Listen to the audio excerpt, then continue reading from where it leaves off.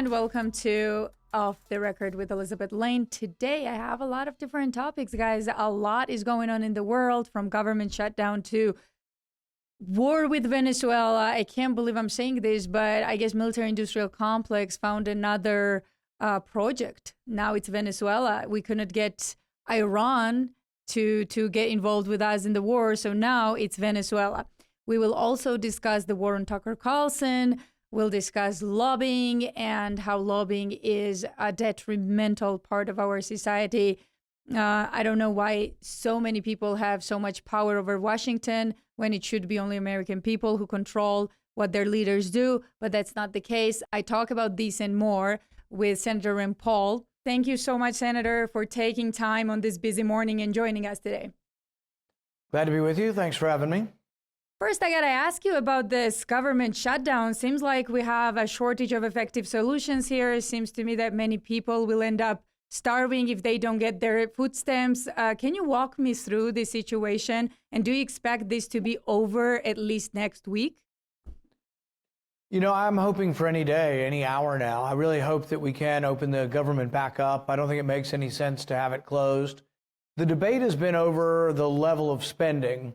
And there are disagreements. The Republicans have put forward a level of spending that would lead to about $2 trillion in debt next year. The Democrat level of spending would lead to about $3 trillion in debt. So I haven't been excited about either plan, but I'm also not excited about the government being closed either. So what we put forward and what we voted on last week was paying the people who are working. This would include the soldiers, air traffic controllers, all the people that are working in essential functions in government would end up being paid. And that vote, unfortunately, was defeated. I think all the Republicans voted to pay the workers and 2 Democrats, but most of the Democrats said no. The Democrats' position has been they want to use that leverage of people not being paid to try to get Republicans to agree to health care subsidies, Obamacare subsidies. It's important to know what those subsidies are, though. Sounds good. Well, gosh, people are going to give money to people having trouble affording their insurance. But it's subsidies primarily to rich people. People making $100,000 and more get a huge chunk of this money. So if you make $100,000 a year, the Obamacare subsidies that are new, they started about 2 years ago, you get $13,000 from the government. $13,000 for somebody making $100,000. If you make $225,000, you get $1,500. That's still kind of crazy. I don't meet anybody that thinks somebody making $225,000 needs a government subsidy. And it really hasn't worked. As we've given these people subsidies for their premiums for insurance, the premiums continue to rise.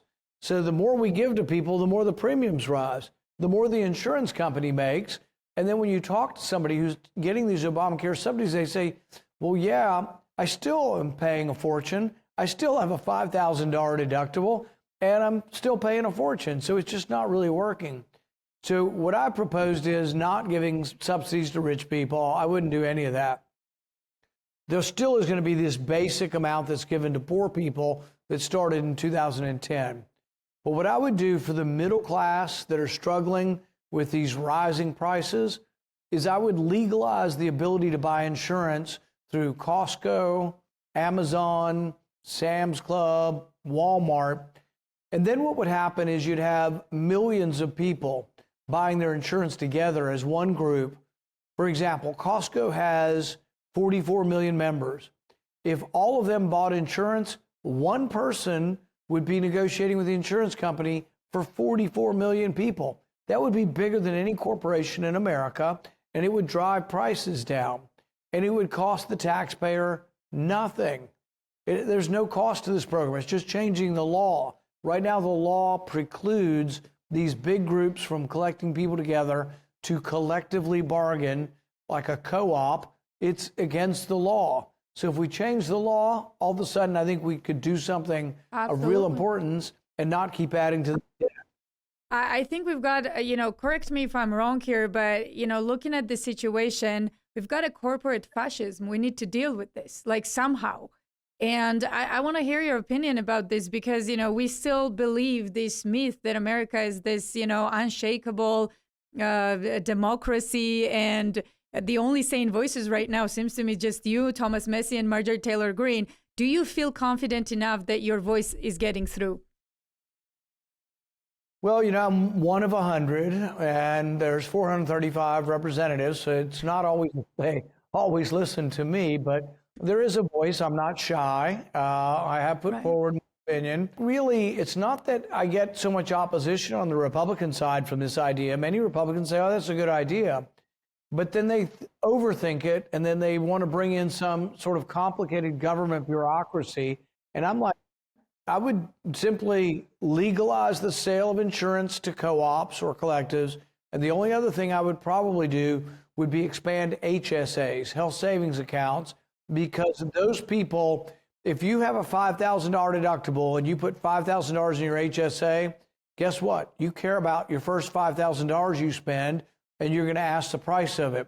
If you have to have an MRI and your local hospital is going to charge $2,500, and that's part of your HSA, you might say, what if I go to this town 30 miles away that has this little hospital and has an MRI? Could I get it done there? There are actually companies that do this. They'll schedule your MRI for Sunday at 4 o'clock in a town 40 miles away if you're willing to go there to save money. So there are ways that we can bring it down, but you have to be self-interested. If your deductible is zero, you don't care what things cost. And that's part of the problem when you go to the hospital. So you go to the hospital and you have bypass surgery and it costs $250,000. Well, if your deductible is met, even if it was $2,000, do you care that the toothpaste costs $45 or that the mouthwash was $50? You lose your ability to care even about outrages once it's covered by insurance. And this is the strange anomaly to insurance, is the more that is covered by insurance, the less the consumer cares, the higher the prices go. And in every other area of your life, you are paying first dollar at the grocery store, you're paying first dollar at the pump. What if we had insurance for gasoline? The price of gasoline would skyrocket because the third party's paying for it and they don't care. They want your money. I couldn't agree more, sir. And since we don't have that much time, I have to move on to my next question. Seems like military-industrial complex found its next victim. Not that we didn't pick on them before, but we are so close to active conflict with Venezuela. And the reasons we're given is just ridiculous. Somehow Venezuela became the main problem in America when it gets to drugs, when it's, me and you both know that's not true. And then the second reason we were given is that, well, they've got a lot of oil and it's all about the oil. Well, I think we've stolen enough oil in the world to be content at this point, and we are still continuing to do so. But what is your opinion? What do we really want in Venezuela? You know, the motive really is better explained by the people who are actually, in charge of this. Right. But I think there is supposition that they want regime change, that this isn't about drugs, this is about removing Maduro from power. There have been many people around the president, former Senator Rubio being one, who have openly advocated for regime change throughout his Senate career. And I think he has the president's ear at this point. The problem with regime change, even when you have a dictator, Maduro is a dictator, who's next? Will it be one of his generals? Or if the democracy movement comes in and they elect a parliament and all the generals join the drug cartels and begin attacking the government, do you end up with a prolonged civil war? You really just don't know the answer. We do know that when we got rid of Saddam Hussein in Iraq, it led to 10 years of war. And out of the fighting came some people worse than Saddam Hussein. The thugs and the barbarians that became ISIS were a result of getting rid of Saddam Hussein, and you got worse. When they got rid of Gaddafi in Libya, you still have a civil war going on in Libya. And all the weapons that Gaddafi had accumulated over time were then transferred into the hands of terrorists, that might and now we're supporting a terrorist in Syria. So, this doesn't make sense to me, like regime change because Maduro is a dictator. We've put dictators in power and out the democratic leaders before. We know that. We've studied our history already. It's a well-known fact. So I don't buy this narrative at all that it's just about regime change. Do you think it's a little bit more than that? Like, for example, Trump promised people that he would come in, in power and stop Ukrainian war right away. It didn't work out for obvious reasons. But do you think that now we're going after Russia's allies just to flex our muscles? Do you think a little bit of this element could be involved in this as well? I think that, the war in Venezuela, the potential for war in Venezuela goes against the American first principles. But I also think if the Trump administration gets involved on the side of Ukraine, either with more armaments, more extensive armaments, or with money, that also goes against the American first principles. Absolutely. I think that there are many of his supporters online who are worried about to get involved in the Venezuelan war, but also concerned about the Ukraine war. And I think if he does get involved, there's going to be a serious blowback within his supporters who will feel like they've been betrayed. So I still hope it doesn't happen. I think that he thought it would be easier to bring the two sides together. The one thing that has happened since his election is Zelensky beforehand was saying, I'll negotiate when the Russians leave Crimea. I'll negotiate when the Russians are gone from the Donbass.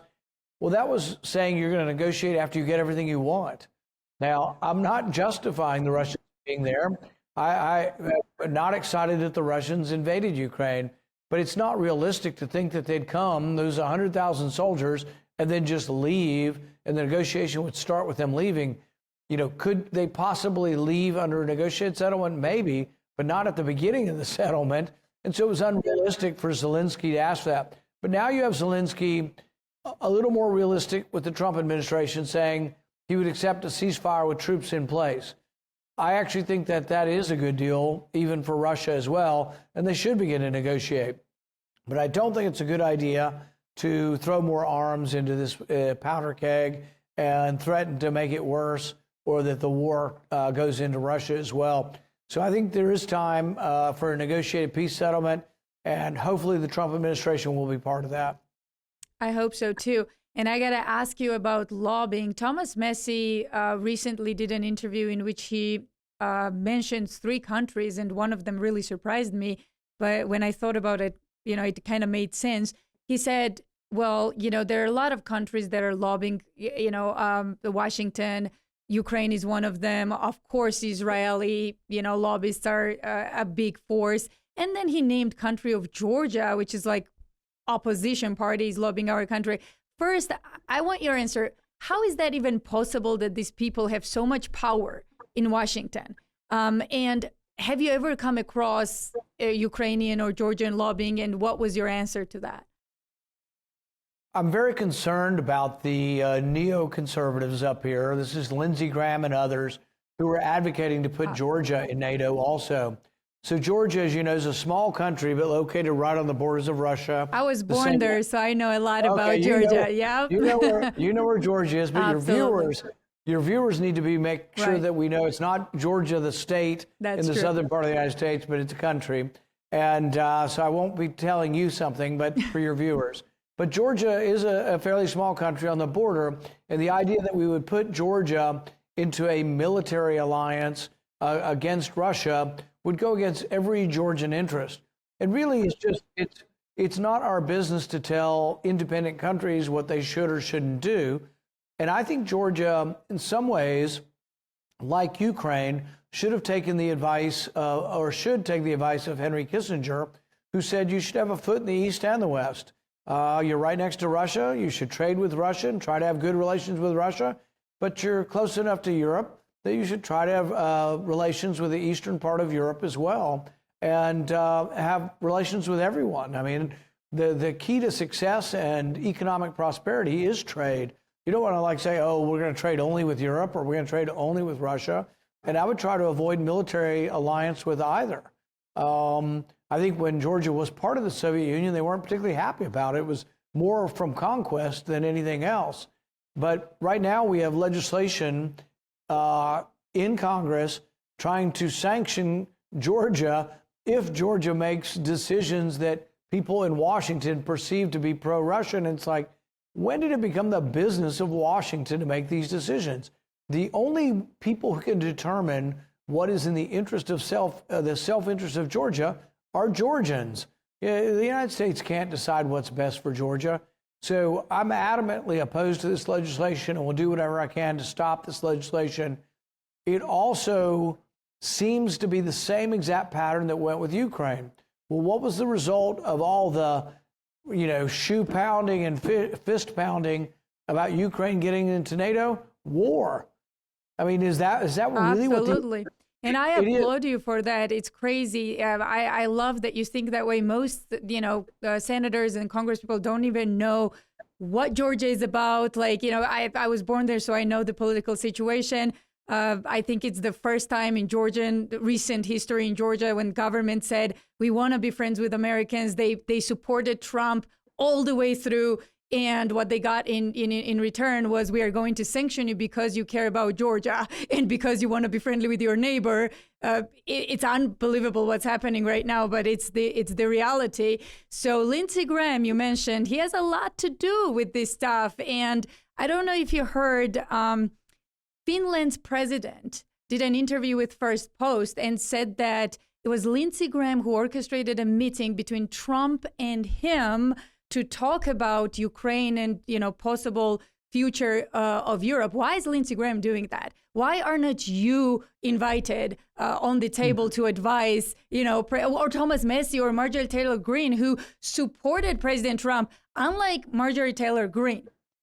Lindsey Graham, excuse my language, but F-worded President Trump every opportunity he got. And he's invited on the table to make such negotiations with Finland's president, but you're not. How is that fair? Well, he's inserted himself at every possible time into this, and he has allies. Rubio is an ally, others in the administration. Right. And I don't think they truly represent the president's instincts. I think the president's instincts are America first. Let's take care of our problems at home. Let's have good relations with other countries. But no, Lindsey Graham was the chief architect of what went on in Ukraine, of toppling the president that leaned towards Russia, toppling that president, the Maidan Revolution. There were others involved in this as well, but fomenting that revolution didn't end well for Ukraine. It was the beginning sort of the end of Ukraine's sovereignty. After that effect, you have the loss of Crimea. And then after that, you have the loss of the Donbass and the war we sit in now. I think it's not fully appreciated for people that provocation leads to submission. So when you provoke a big country that's not going to fade away, like Russia or China, it expresses your anger with their policy, but it doesn't necessarily get them to do a different policy. It sometimes gets more pushback from them. So I'm not a big fan of Putin. I don't think Putin's this great leader.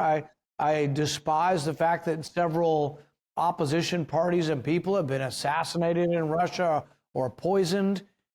But at the same time, I think we might get the opposite result. The more we push on Russia, maybe they decide, if we're beating the drums for Georgia to be in NATO, and we're beating the drums and pushing the Georgians and pushing the Jordans until there's a government that says we're going to be part of NATO, and then all of a sudden you have Russian troops. And you absolutely agree with you. Yeah, Georgia has no business in NATO whatsoever. And I think, I don't know if you're aware, Jeffrey Sachs said this before, he called Sullivan when this conflict was going on, before war started, and pleaded him, do not say this stuff. Don't say that you're going to accept Georgia and Ukraine in NATO. It makes no sense. Like, why are you saying that? And Sullivan's answer was like, oh, don't worry about it. Of course, we're not going to do that. But you know why they couldn't come out and say this in public, sir? Because at the same time, while they are telling Americans and the insiders that it's never going to happen, they are telling Georgians and Ukrainians, oh, maybe tomorrow, guys, you just arm yourselves with our weapons. Maybe tomorrow, let's have a conflict with Russia. You are covered. So it's unbelievable. I know you don't have much time, so I'm going to move on. I got to ask you about this war on Tucker Carlson, because to me, Tucker Carlson is a true patriot of this country. He really always wanted good for this country, and he's trying his best to educate people. Yet you see Zionists and neocons losing minds over who Tucker can or cannot platform on his podcast. What is your opinion about that? I think Tucker's got a unique aspect. He's an incredible interviewer. There's a reason why millions of people tune into his show. And I think it's wrong of anybody to try to get in the way of that or to interfere with the decisions he makes. I've been on his program. I think he gets to the heart of the questions. He also is unafraid. He's unafraid of any different interests, any different political interests, and he asks the questions. But you can see the reaction. It takes a great deal of strength, to stand up to that. But I think he will, and I think he will survive, and, wish him the best. Well, thank you for that. And this is my personal question to you. So, like I said, I was born in Georgia, and when I came to the United States, I made a very conscious decision that two loyalties would not work, and I had to pick one. And I love Georgia; it's a great country, but I always felt at home in the United States. So when I became a citizen, I very purposely let go of my Georgian citizenship. I only wear one flag on my arm. It's the United States flag. And what is your stance on this double citizenship with Israel and other countries? Like, should we maybe abolish it? Should it be allowed for Congress people and people in serious positions who are making decisions about this country's future be double citizens? I think it leads to problems. I think when you come to this country, they describe our country as a melting pot. And it is. We got people from everywhere. And I think it largely brings interesting people, brings interesting perspective. But if you don't melt into that pot, if you want to live separate from the rest of people and you want to have an enclave that is separate, I don't think that's necessarily good. Now, if you look back in our history, though, people did live, like they came into New York, the Irish were here, the Italians were here, the English were here, people, there were the Chinatown, there were all kinds of different self-segregating aspects to it. But I think over time it's better as we begin to associate beyond sort of enclaves. Now, I don't know that you forbid enclaves or forbid people from associating with people they like, but the idea of citizenship, I think it should be towards one country, towards our country. And we make decisions on spending and going to war on our national interests and not on other countries. And that has become confused by some people who think that our national interest is every other country around the world, not just Israel, but every other country that drags in or involves us in a war. And I think that's wrong. Oh, I absolutely agree. And there's nothing wrong with a melting pot, but we have to remember we came here for supporting what America is and what it stands for and for its Constitution. If you're going to come over here and ignore the Constitution and make your own little world, it's just not going to work. I don't think so. So that's what's causing conflict. And lastly, what do you tell all these Americans who are super hopeful about MAGA and kind of discovered that not many things are changing in their lives? I supported President Trump. I still do. I'm with you when you say that he's more of a, maybe the advisors are in fault here than President Trump when it gets to making some crazy decisions like, possibly invading Venezuela. But many people feel frustrated. What would you say to them? I think speaking out is one thing. And for him to know that some of his supporters are worried about the direction of things, he hears a lot of different voices. He's made the decision to surround himself with these people, but he also acknowledges, well, he doesn't really acknowledge, but he understands in a way sometimes he's picked the wrong people. In the first administration, I warned him about John Bolton. John Bolton is an unrepentant neocon, an unrepentant interventionist, and an unrepentant warmonger, frankly. And I told him that. He knew it.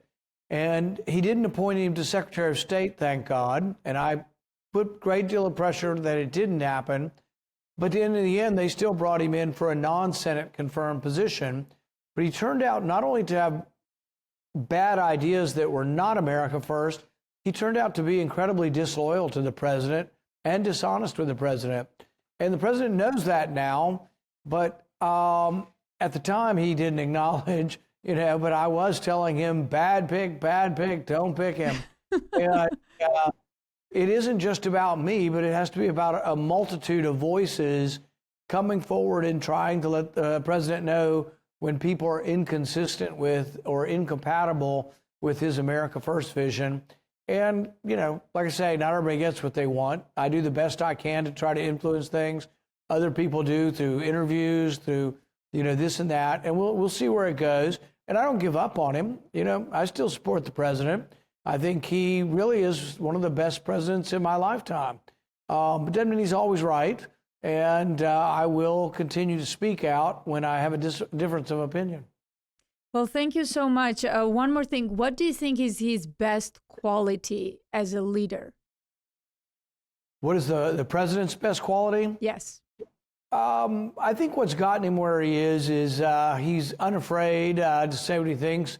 He says what he thinks without any sugarcoating on it.